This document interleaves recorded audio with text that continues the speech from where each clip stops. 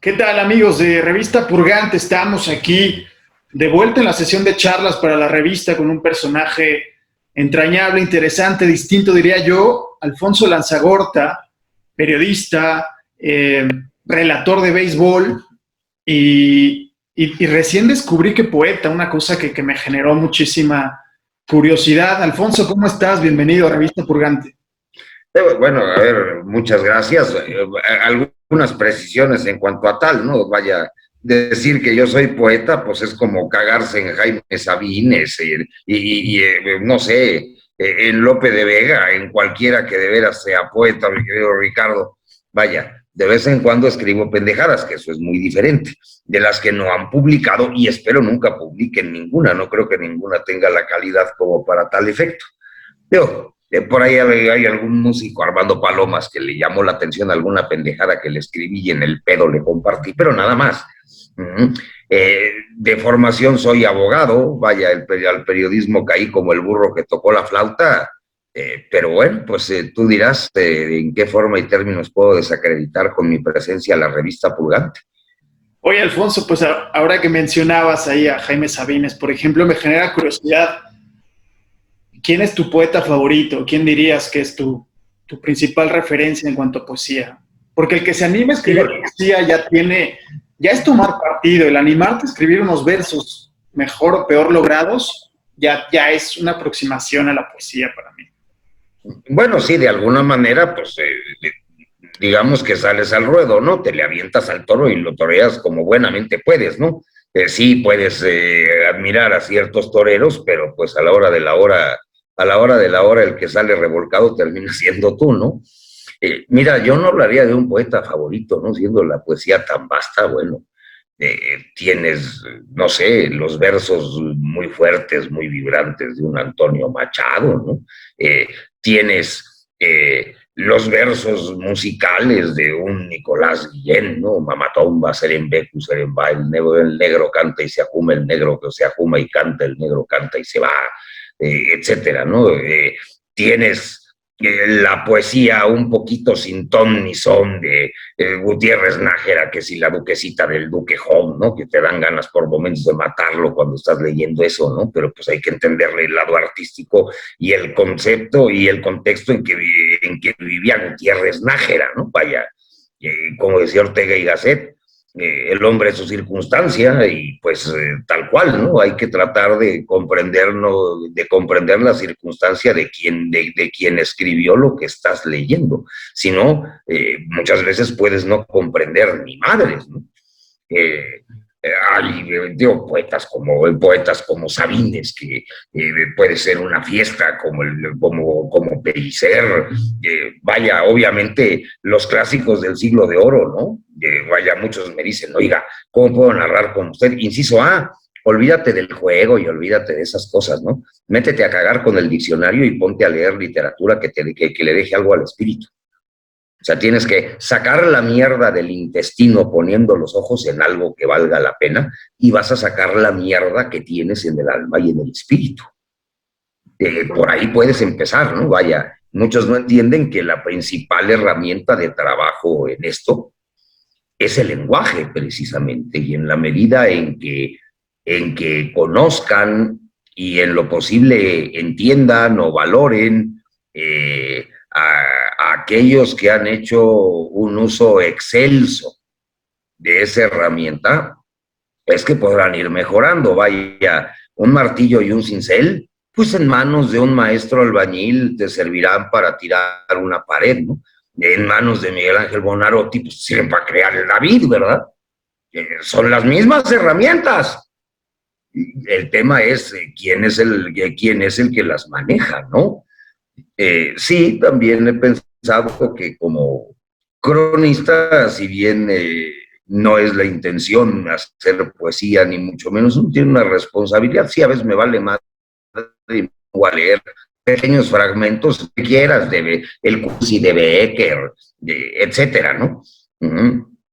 ¿Para qué? Pues tratar un poco de desasnar a la gente, ¿no? Con que le gusten a tres, y tres compren y tres compren un libro de poesías de Becker y después decidan descubrir a otros, con eso ya le hice un favor al mundo. Digo, no tenemos por qué ser necesariamente entretenedores cómicos o destrozadores del lenguaje con un juego de béisbol ahí abajo.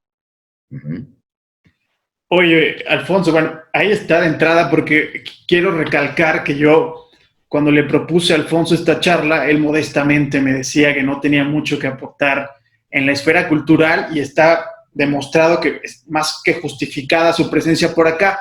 Alfonso, como dije, es relator de béisbol principalmente y ha desarrollado gran parte de su carrera en los medios en ese registro. Alfonso, quería preguntarte algo a partir de esto, ¿no? Yo diría que tú te has distanciado, te has impuesto al estigma del relator que simplemente describe lo que ve y has encarnado al contador de historias. Hablabas hace poco del contexto, ¿no? Has encarnado en ese contador de historias que se alía del contexto para salir a flote. Mira, gracias a Dios mi contexto es que el béisbol tiene muchos tiempos muertos, ¿no? Digo, no diría que soy novedoso en eso de ninguna manera, ¿no? Vin Scully lo hacía, e inclusive contaba con un equipo de 5 o 6 personas que le investigaban las historias de las que hablaba, ¿no? Y hablaba de cosas que no tenían que ver un carajo con el béisbol, ¿no? Yo no, vaya, gracias a Dios tuve muchas oportunidades en mi hogar, afortunadamente. Tuve un padre que pese a que es ingeniero civil, que suelen ser así como que muy one track, así son como que un poco unidimensionales a veces en cuanto a la visión. Digo, toda generalización es peligrosa, pero dedicado como estoy, más que nada de lo que digo es de ser abogado primordialmente en temas de obra pública. Primordialmente mis clientes son ingenieros o arquitectos y desgraciadamente muchos, y eso en todas las profesiones, ¿no? Pero particularmente en temas de cultura general, pues desgraciadamente no tienen mucha, ¿no? Vaya, la poesía es algo que conocieron porque era de a huevo, porque el profe de español o el de literatura en la preparatoria y en la secundaria se las hicieron leer de a huevo. Pero no necesariamente se nota en muchos que desgraciadamente estos maestros hubieran sembrado en ellos el gusto por estas manifestaciones artísticas, ¿no? Por estas manifestaciones de cultura. Entonces, pues también leer es, aparte de fumar, creo que son los 2 únicos vicios que tengo. Vaya, cuentan por ahí las malas lenguas que en mi casa se dieron cuenta que leía, pues yo tampoco, yo menos me acuerdo, cuando tenía yo 3 años y 4 meses, ¿no? Que nosotros dicen, madre, que vivió con el Excelsior aquel de Scherer en un sillón, ¿no? Abierto, después, ay, ¿estás jugando a leer el periódico? No, no estoy jugando a mi madre, estoy leyendo el periódico. Ah, chinga, sí, caballero, a los secretarios de Estado de Echeverría y todo lo que quieras, dijo, ay, cabrón, pues este güey sí lee, ¿no? Digo, yo creo que haber sido por una hermana mayor loca que se ponía a jugar a la maestra y aparte de sus muñecas, pues ponía una chingadera viva que era yo y pues quizá le entendí y ahí valió madre, ¿no? Entonces, sí, me tocó fumarme como mis cuentitos, los agachados, los supermachos y las jaladas de Rius y demás, ¿no? Vaya, digamos que me encontré la cultura o ella me encontró a mí como el burro que tocó la flauta, ¿no? Y de eso chingado. Este güey dice, a ver, no, espérate, voy a leer el libro que es la fuente de Rius para esto y a ver este otro y a ver aquello y a ver allá. Y gracias a Dios, pues no había internet ni había las pendejadas que hay ahora, ¿no? Donde menos perdón de Dios tienen ahora los incultos para ser tales, ¿no? Y gracias a Dios tenía en casa una biblioteca vastísima, ¿no? De mi padre, que también pues tiene el vicio de la lectura, ¿no? Entonces había libros prácticamente de cualquier tema, ¿no? Y afortunadamente los tuve a mi disposición y bueno, de alguna manera, sea por ejemplo paterno, sea por lo que quieras, por inclinaciones personales y demás, me encontré y tuve la oportunidad de abrevar en el remanso de quienes generaron e hicieron cultura, ¿no? Oye, Alfonso, y hablando sobre esta preparación, bueno, el bagaje que puedes o no tener, yo te leí algo que me causó mucho interés en relación a la preparación de partidos, ¿no? Solemos, como decías, los periodistas, en este caso los relatores de deportes, pues tienen una fama mala que puede ser o no justificada, ¿no? Pero tú decías una cosa muy interesante sobre la preparación de partidos, ¿no? Que preparar partidos era casi hacer periodismo de investigación, lo cual me pareció muy interesante. ¿Puedes desarrollar un poco más este tema? Sí, mira, desgraciadamente la prensa de deportes en el mundo, seas relator o seas escritor de crónicas o lo que sea, es el fondo del barril, ¿no? Vaya, si fueran carreras de caballos, no correrían ni en mínima reclamación, ¿no? Serían el pony, el caballo que va acompañando al de carreras y ni eso, ¿no? O sea, es una prensa huevona, indolente, que cae en lugares comunes, donde caes en el círculo, entre comillas, virtuoso para medios y para directivos de equipos y demás, donde el medio te malpaga, el directivo te chayotea y tú dices lo que él quiere y ese es el círculo perverso y lingo, lilingo, todos contentos, ¿no? En este caso, pues dices, a ver, espérame, no me puedo sentar a robar y contar un montón de anécdotas pendejas de borrachos que ya se murieron, ¿no? O que me den los numeritos de la liga de los líderes y cuánto están bateando y limitarme a eso, ¿no? Pues el béisbol es de situaciones, o sea, digo, yo genero o investigo, no sé, cada partido me toma de 2 a 3 horas prepararlo, porque se prepara jugador por jugador, al menos los titulares. Y hay mucha información, vaya, el 70% de la información que yo llego a preparar de cada pelado, no la utilizo. A ver, es que batea 437 con casa llena. Si no voy a batear con casa llena, pues me oiría yo muy pendejo dando un dato de tal naturaleza, ¿no? Entonces, pues tengo que tener algún otro número o a ver qué cosa es interesante de su biografía. De la biografía de este güey se desprende alguna historia interesante que pueda hacer menos asno a un aficionado que también ve el deporte como la acción y efecto de sentarse a que le pongan música de fondo a un juego que medio le gusta y no entiende, y donde se arrana en un sillón a tragar palomitas como autómata, renunciando a toda kinesis cerebral. Uh-huh. O puedo provocar, a pesar de eso, no, cabrón, levante el pinche cerebro, le voy a clavar las espuelas en las verijas para que pienses, cabrón. Con que haga eso con 3 o 4, y yo creo que ya le hice un favor al mundo e hice un uso moralmente adecuado y decente de un micrófono. Sí, de acuerdo, estamos para divertir.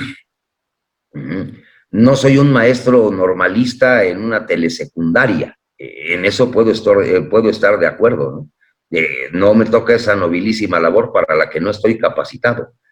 Pero si a lo mejor me toca que un tipo, aunque sea, se ponga a leer sobre quién fue el infeliz de Lucky Luciano o de Alfonso Capone, o que se ponga a leer sobre figuras de la Guerra Civil Española, lo que sea, ya no digas poesía, ya le hice un favor a este pinche mundo, es un cuate que agarró un libro, como decía Vasconcelos cuando crearon los libros verdes, aquellos creo que se llamaban, ¿saben qué? Que se vendían ahí a precios ridículos, ¿no? ¿Saben qué? Incluso si ven que se los están robando, dejen que se los chinguen. No les digan nada, que se los chinguen y que, digo, por lo menos que los lean, ¿no? Que con un pueblo como este seguramente se los chingaban para venderlos a gente que ya leía. Desgraciadamente dices, bueno, esta raza de bronce, raza que no se raja, se puede morir de hambre, pero pura madre que trabaja, ¿verdad? También eso tenemos. Oye, Alfonso, yo diría que el principal rasgo de un gran escritor, por ejemplo, es el uso de las metáforas, de las analogías, ¿no?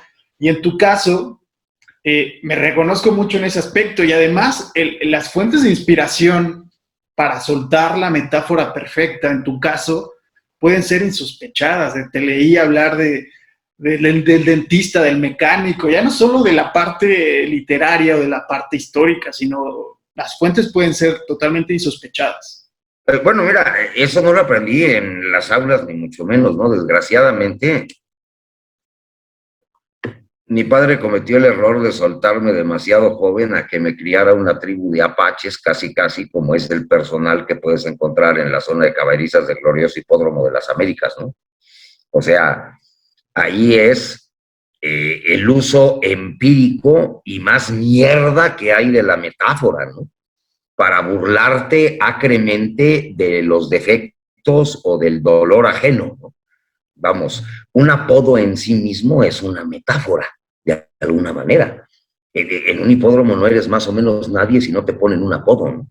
Y te acostumbras precisamente por eso y en defensa propia, que al que llegue, no, al que llegue me lo tengo que chingar yo como me chingaron a mí, para que vean que el que chinga soy yo. Entonces, con ese tipo de cosas, ese lugar se vuelve así como dijera Billy Joel, la canción aquella de New York, State of Mind, bueno, igualito, ¿no? Se vuelve un estado mental, ¿no?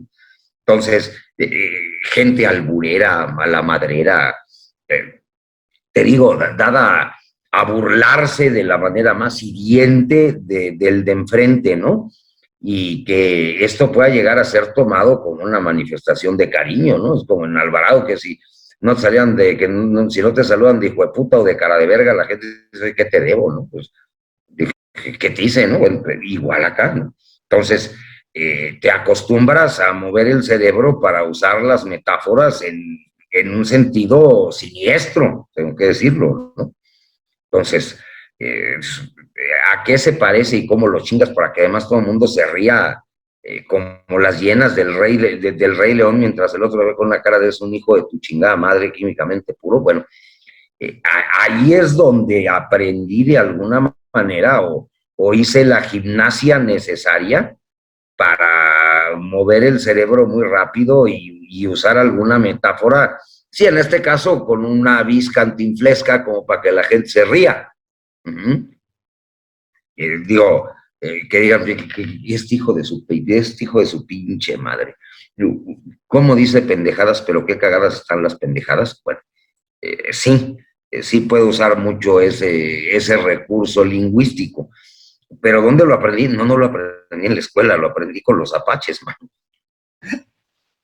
Oye, Alfonso, y tú como relator de béisbol, tienes dos báculos formativos, digamos, las lecturas técnicas sobre el juego, y has hablado mucho de libros míticos, ¿no? El de Tim McCarver, que sé que te gusta muchísimo, pero está también la literatura a secas, justo para esta parte del lenguaje, porque de nada sirve un conocimiento muy técnico si no tienes los recursos para expresarlo, ¿no?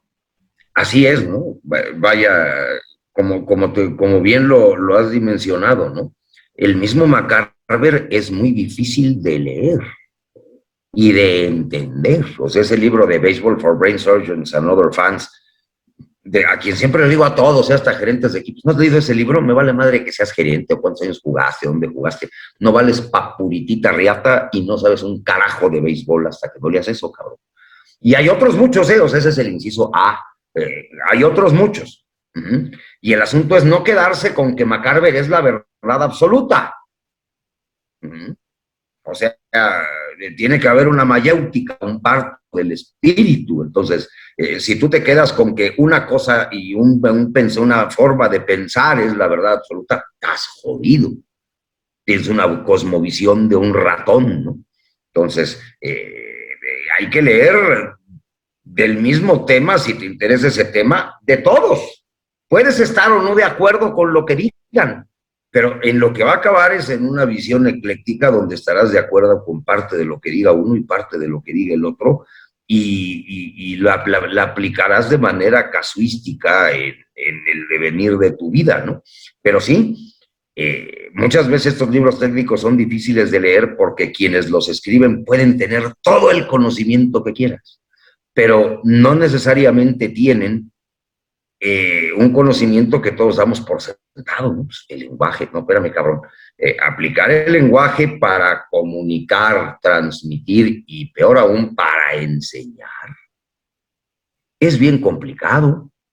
Vaya, no nos vayamos más lejos, ¿no?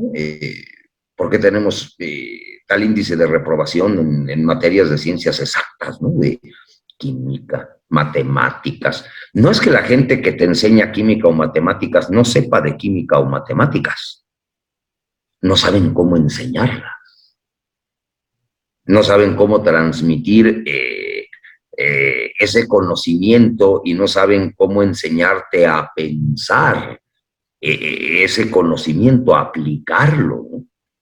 Entonces, por eso es a lo que voy, ¿no? Leer a quienes han hecho un uso excelso del lenguaje, esa es con los que vas a aprender, ¿no? Vaya, recuerdo algún libro, ¿no? Que también es otra cosa que me gustó mucho y que no fui necesariamente mal jugador, el billar, ¿no? Algún libro, un libro español que alguien me regaló, no recuerdo ahorita el autor, que se llama Con afecto y con efecto. Uh-huh. Decía, no se limite a imitar al mejor jugador del salón de billar que usted frecuente, porque así como imitará sus virtudes, heredará también sus vicios. Vaya a otros, pregunte, hable, lea. Entonces, es lo mismo, ¿no? Vaya, a mí puede, por ejemplo, como te decía, no necesariamente fascinarme la poesía de Manuel Gutiérrez Nájera, pero hay que leerla. Vaya, hay que conocerla, hay que entenderla. Ya no me va a platicar cualquiera quién chingados y qué escribió era Manuel Gutiérrez Nájera. Y tenía su manera de torear el toro, ¿no? Que le gustó a muchos en su momento, por eso trascendió, ¿no? Algo de bueno tuvo que tener, donde trascendió y es considerado pues como un poeta digno de leerse de cuantos ha dado México, ¿no?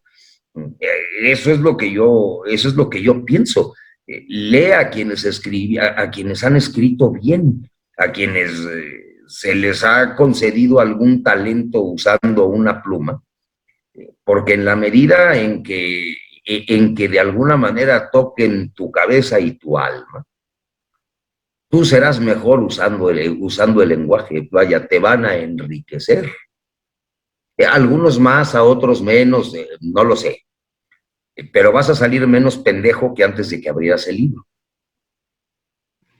Oye, Alfonso, y pensando en un contexto más sociocultural respecto al béisbol, por ejemplo, hay narrativas muy marcadas en Estados Unidos, ¿no? O sea, es imposible hablar de Chicago sin hablar del béisbol en la ciudad, sin hablar de los Cubs, sin hablar en menor medida de los White Sox. Es imposible hablar o construir una narrativa en torno al fenómeno sociocultural en Boston sin hablar de los Red Sox. Y así en muchos mercados de muchísimo arraigo. ¿Tú a qué atribuyes esto y por qué crees que, si bien México es un país beisbolero, no terminamos por encontrar esas narrativas tan potentes o que sirvan para explicar determinados lugares a partir del simple juego? Bueno, a ver, el béisbol y en pocas palabras, cualquier manifestación del hombre termina siendo cultura, ¿no? Vaya, hay manifestaciones de cultura muy amplosas, de ateneos y esas pendejadas, y manifestaciones culturales como pudiera ser Carlos Monsiváis, ¿no? O sea, no, a mí esas pinches solemnidades y esas mamadas chinguen a su madre, ¿no? O sea, yo no dejo de ser pueblo y pues que de alguna manera, pues no sé, en Monsiváis hay una preocupación enorme de ser un puente entre la ampulosidad de que la cultura es solo para iniciados y personajes que tengan de licenciatura para arriba. No, la pinche indiada, como puede ser culta, pues no les es dable. Monsiváis no, pues un cabrón que escribe en teleguía pues, y cosas por el estilo, y que se preocupa por acercar, ¿no? Porque estas manifestaciones las hace palatables o digeribles para aquel que no tuvo las mismas oportunidades que el del Ateneo y esas pendejadas, se termina convirtiendo en una manifestación de cultura popular. El mismo Monsiváis, yo lo veo así, no sé tú. El béisbol es lo mismo, ¿no? Vaya, es una atmósfera, es el color que dan no solo estadísticas o récords que pongas en el campo, ¿no? Sino los mismos aficionados, ¿no? Vamos, la historia de Brooklyn es absolutamente incomprensible sin los Dodgers, y más que sin los Dodgers, como la loca aquella del cencerro, la Hilda Chester, o los de la Symphony Band, que salían vestidos de vagabundos ahí a estropear cualquier cantidad de música en el terreno, y asumiendo que sí, somos los pinches piojosos, porque un caricaturista hizo al vagabundo aquel en The Eagle, y la gente asumía el personaje y empezó así a caer en ese tipo de dinámicas a través del deporte. Se convirtieron en historia y en cultura, guste o no. O sea, la cultura no es nada más lo que diga la gente culta, la cultura es per se, y muchas veces a pesar de la gente culta, ¿no? Vaya, hablar, no sé, digo, puedes hablar de un cabrón con los huevos de acerina, ¿no? Aquel músico consejo valiente Roberts, que su madre le puso acerina por negro, según me dijo él hace muchísimos años, tuve la oportunidad de conocerlo, una gente además muy osca y muy dura, ¿no? No te creas que de trato fácil. Lo conocí siendo un niño, ¿no? Admirando su música, ¿no? Era un timbalero tremendo, ¿no? Vaya, le hacía el amor a los chingados timbales y de atrás te dirigía una danzonera nada más con la mirada, el desgraciado viejo. Y le valió madre, y con un músico de conservatorio, que fue Tomás Ponce Reyes, que era el trabajo de esa danzonera, pues dije, que chingue su madre Schubert, Serenata a la Paloma hecha danzón, papá. Y también que chingue a su madre Verdi, Rigoletito, y así por el estilo, ¿no? Tienen mucha música en que hicieron danzón y pusieron a bailar e hicieron que la gente escuchara. Música de Schubert, música de Verdi y música de muchos otros, ¿no? Y a la postre se terminaron convirtiendo en papás de manifestaciones culturales para los empingorotados de Sinfónica, ¿no? Toscanini fue al Salón México, de Aaron Copland, que incluso compone Salón México, por algo será, ¿no?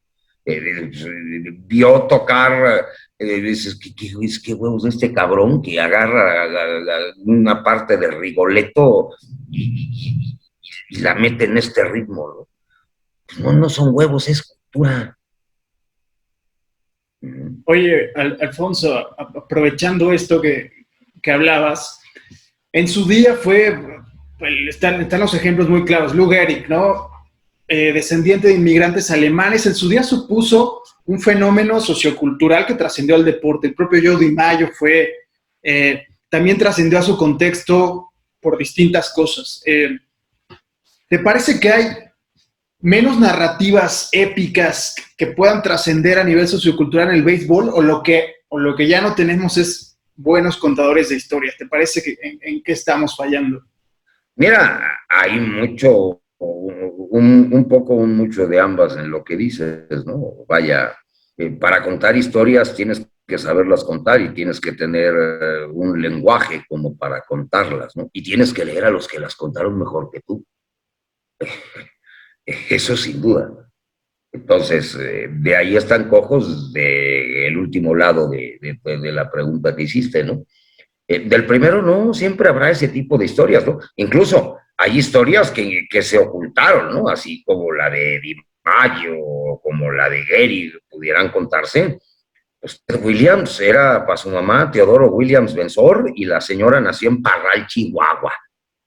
Y fue algo que le obligaron a ocultar, donde incluso, pues, vaya, eso cala tan hondo en Ted Williams que en su discurso de inducción al Salón de la Fama, vale la pena verlo en YouTube, tiene palabras durísimas para el béisbol organizado y el comisionado, y sale a defender la causa que luego cristalizó en que ingresaran al Salón de la Fama, la causa de los jugadores de las ligas negras, ¿no?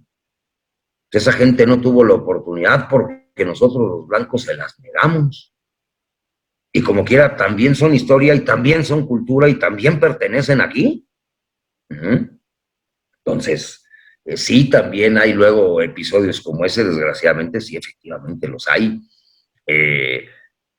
está la hueva de, ay, pues total, está el departamento de estadística, eso se la saben todas, entonces me doy de alta y pongo MLB Gamenotes y me sacan todo. No, cabrón.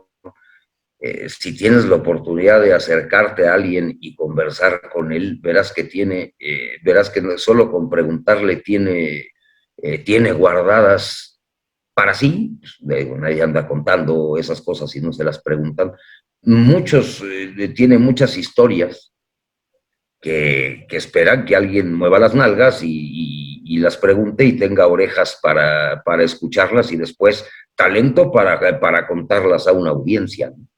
Ya sea, como te digo, en mucho los contadores de historias, la prensa deportiva no vale para 3 kilogramos de pispiote y es huevona, es indolente, es de lugares comunes, es conformista, es una mierda, acabando pronto. Precisamente de ahí, y voy a poner de ejemplo Estados Unidos por razones evidentes, ¿no? Pero en su momento, hablo buena parte del siglo XX, los periodistas, incluso escritores, yo recuerdo Norman Mailer, uno de los grandes periodistas norteamericanos, escribió una gran crónica sobre aquel combate entre George Foreman y Mohamed Ali, ¿no? Y en esos tiempos no había necesidad de decir que eras periodista deportivo o no deportivo, eras un periodista, un escritor, y el deporte era uno de los tantos báculos para contar historias.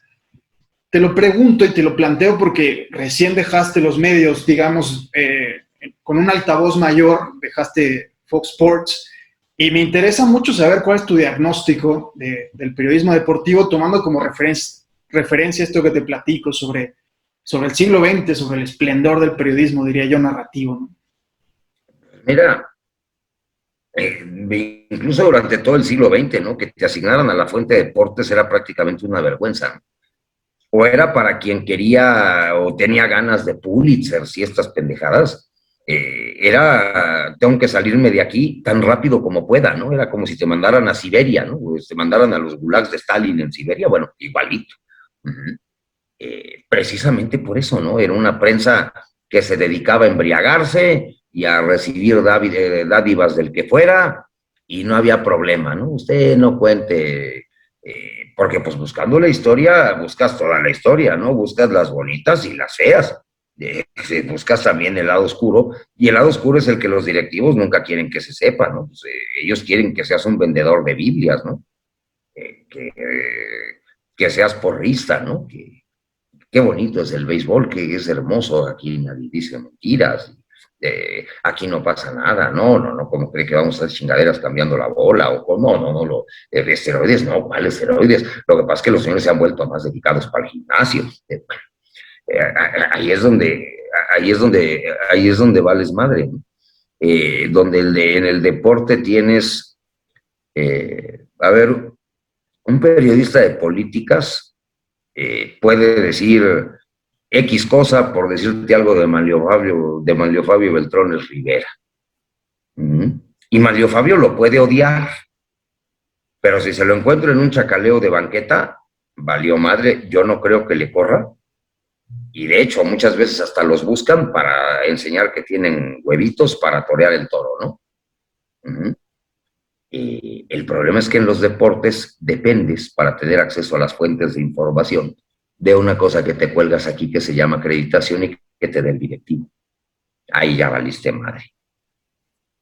Ahí es donde la prensa deportiva ya valió madre, la tienen de los huevos a través de acreditación. Ya con eso creo que te contesto, ¿no? Haces el periodismo que te es dable hacer o que dices, ¿para qué me meto en problemas? Eso es de la mayoría, me importa una pura y dos con sal, ¿no? Yo sí traté de hacer lo que creí que me tocaba, en muchas ocasiones, claro, lo vine a pagar, pero bueno, más se perdió en la guerra y no era digno. Oye, Alfonso, dos puntos que me gustaría que desarrollaras brevemente para terminar. Si quieres, empezamos con el primero que genera mucha curiosidad. ¿Cuál ha sido tu momento más pletórico en un parque de béisbol? Mira, muchos me han preguntado eso. Yo creo que los momentos en que me toca tener una intervención a mí, pues ¿cuál es la intervención? Yo soy meramente la música intrascendente de un elevador para lo que hacen 18 güeyes partiéndose la madre entre rayas, postes y almohadillas, ¿no? Digo, no son mis momentos, son momentos de ellos y de la tribuna, del aficionado. Yo meramente soy un transmisor de esos momentos, ¿no? Circunstancialmente me tocó estar ahí y me tocó estar ahí haciendo eso precisamente, ¿no? Dar cuenta de esos momentos. Yo no soy parte de la historia, yo nada más la cuento. O sea, siempre lo he visto así, ¿no? No sé si pendejamente o no. Cada quien podrá tener su muy particular juicio sobre esta aseveración que acabo de hacer. Yo me quedaría con otro tipo de momentos, ¿no? O sea, a lo mejor, no sé, pudiera yo pensar en alguna vez algún aficionado que me pidió que yo le propusiera en su nombre matrimonio a la que terminó siendo su esposa, y 10 años después llegaron a saludarme con 2 pequeños, ¿no? Digo, usted fue parte, bueno, a lo mejor ahí sí fui parte de eso, ¿no? O gente que te dice, oiga, digo, ¿cómo le hubiera gustado que después tomarse una foto? No sé, ¿cómo me hubiera gustado que mi papá hubiera vivido para tomarse la foto con usted, hombre? Pues con él oíamos los juegos y cada vez que lo oigo me acuerdo. En ese tipo de cosas te pudiera yo conceder, ¿no? Lo otro y el relumbrón del deporte, y esas se me hacen mamadas muy de animalitos, muy secundarias, ¿no? Digo, eso te podría yo decir pues que serían los mejores momentos que pudieran ser míos en un estadio, en un estadio de béisbol, ¿no? Los demás son simplemente cosas que acontecen y que yo describo. Yo no las hice. Uh-huh. No soy yo el destinatario, sino los aficionados, ¿no? Vaya, yo soy como un aparato de inalámbrica Marconi en un barco, ¿no? Nada más. Oye, Alfonso, y la última, aprovechando que estamos en un espacio que profesa devoción por la literatura, ¿cuál fue el primer libro que realmente te conmocionó? Uf, tendría que hacer mucha memoria, man. Pero vamos, hay libros extraordinarios. Bueno, digo, de niño, evidentemente, pues sí era yo muy proclive a leer Emilio Salgari, ¿no? Yo he leído la obra completa de Emilio Salgari, completa. Completa es completa, ¿no? Nada más que sí, la serie de Sandokan, la del Corsario Negro, ¿no? De Salgari sí me fumé todo. Y tuve la oportunidad de hacerlo porque no es lo mismo Ramona Cabrera que la otra señora. Con unas ediciones españolas de Espasa, me parece que eran de Espasa Calpe, no me acuerdo cómo estaban extraordinariamente bien traducidas. Uh-huh. Vaya, lo que puede hacer un traductor con un libro no es trivial, ¿no? Es como el doblaje con las series gringas y de otros países, ¿no? Hay ocasiones en que gracias al doblaje un programa es éxito en un país después de haber sido fracaso en el otro. Verbigracia, Don Gato y su pandilla en México, ¿no? O sea, Don Gato que fue en Estados Unidos, Top Cat, pues, what's Top Cat, ¿no? ¿Qué chingados es eso? Nadie ubica al pinche Don Gato, ¿no? Pues en México, dime quién carajos no ubica a Don Gato y a todos los personajes. Esas son las cosas hago un paralelismo como para tratar de que la gente dimensione hasta donde incluso un simple traductor de libros se le puede quitar lo simple y puede ser quien escribe una obra maestra para quienes lo leen en otras latitudes, ¿no? Y que incluso puede llegar hasta superar al escritor original, ¿verdad? Y tú crees que el escritor original es un chingón y a lo mejor no lo es tanto y le ayudó un chorro el traductor. Uh-huh. Bueno, pues libros de historia, todos los que quieras, ¿no? Vaya. Pérez Reverte tiene muchas obras muy interesantes. El mismo Álvaro Mutis. Vaya a decirte un solo libro que me haya conmocionado. Cada libro te conmociona de su muy particular manera y en una muy particulares forma y término, ¿no? Uh-huh. Pues ahí Es está. decir, un libro de cabecera, quien tenga un libro de cabecera, creo yo personalmente que está jodido. porque hay que leer de todo. Quien se pone cabeceras y ya es como un caballo al que le ponen brincos. Ya se jodió, ya tiene el cerebrito y la cosmovisión de un ratón. Pues ahí está, mucha literatura detrás del personaje del relator de béisbol. Alfonso Lanzagorta, muchas gracias por estar en Revista Purgante. Muchísimas gracias, mi estimado Richard, las veces que quieras. Digo, sigo insistiendo en que no sé qué carajos tengo que ver yo con la cultura, pero bueno, si eventualmente Cantinflas llega a hacerlo, pues bueno, por ahí me decía Cristian Pale alguna vez, ¿sabes qué, cabrón? Tú eres una especie de cruza entre Jorge Saldaña, Cantinflas, Resortes, no me acuerdo quién más dijo, ¿no? Pues, bueno, puede ser que tengas alguna razón. No, muy justificada tu presencia, te lo dije en su momento. Y bueno, contarle a la gente que estás por emprender un camino como poeta, que no sabemos si va a ser convulso o no convulso, pero bueno, que esté pendiente la gente porque ya está ahí en la recámara un poema que nos mandaste. No, bueno, sí, bueno, a ver, digo, te lo mandé nada más por el tema del mutuo interés en la poesía y demás, ¿no? No soy alguien que escriba mucho, de hecho. Tengo un pinche libro de béisbol que tengo como 4 años escribiendo, pero pues ojalá que el día tuviera 96 horas como para que me diera tiempo de acabar esa pendejada. O sea, no soy alguien disciplinado para escribir, o sea, ocasionalmente llega una vieja y te inspira unos versos y ya, ¿no? Eso es lo que hago, ¿no? Yo no me atrevería a llamarme poeta nunca, ¿no? Vaya, a no ser que fuera en el muy alburero sentido de tú que te sientes poeta y en el aire las compones, ¿no? Yo sí te voy a decir, con todo respeto, poeta. Bueno, Alfonso, muchas gracias por estar en Purgante. Muchísimas gracias, Ricardo, a ti y a toda la gente que sigue Revista Purgante.